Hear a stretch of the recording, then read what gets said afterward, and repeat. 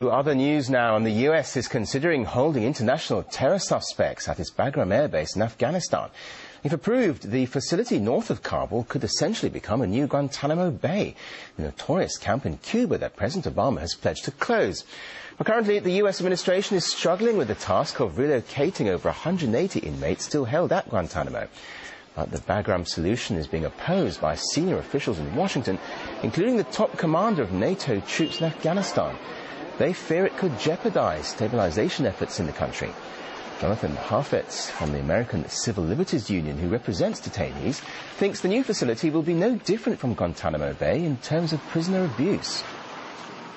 The Obama administration, so far, unfortunately, seems more focused on the sort of image and on the association between of Guantanamo, without actually ending the real problems of Guantanamo: indefinite detention, the use of second-class systems of justice like military commissions rather than our ordinary courts. That's the whole problem with Guantanamo: is when you set up a prison outside the law, you enable things like torture, things like severe sleep deprivation. To my understanding, those conditions, that form of treatment is not being practiced at Guantanamo anymore.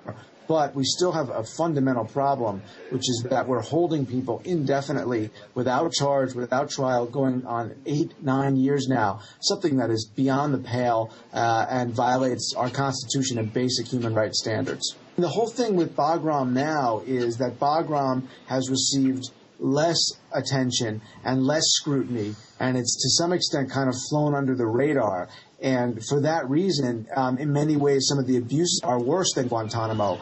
And, it's sort of out of sight, out of mind. And the fear is that by, simply closing Guantanamo and moving the detention operation to Afghanistan, a lot of the problems that have taken place at Guantanamo will be repeated, and they'll be harder to check. Meanwhile, Jake DeLiberto from Veterans for Rethinking Afghanistan says expanding the Bagram facility could even pose a serious threat to the US.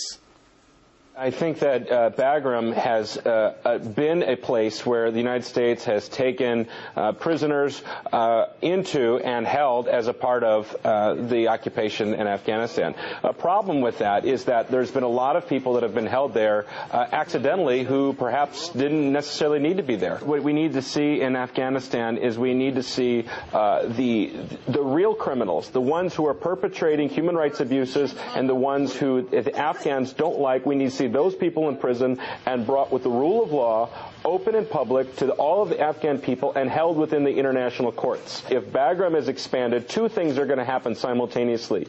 Provincial reconstruction teams that's being done by civilian contractors are going to slow or stop because they're going to get pulled in to expand the Bagram base. And then the second thing is anti-American sentiment is going to skyrocket. These two problems are a huge, huge security threat.